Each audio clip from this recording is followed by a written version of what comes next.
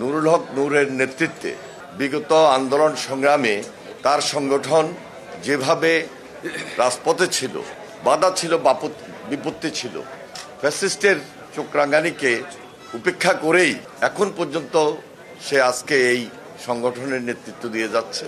এরপরেও কিন্তু ষড়যন্ত্র থেমে নাই। সকল ষড়যন্ত্রকে মোকাবেলা করে আগামীতে এই দেশের গণতন্ত্রের ভিতকে শক্তিশালী করার জন্য আজকে নতুনভাবে সকল রাজনৈতিক দলের সামনে সবাইকে একটা ঐক্য এবং দৃঢ় ঐক্যের মধ্যে নিয়ে আসার ক্ষেত্রে যে ভূমিকা স্থাপন করছে,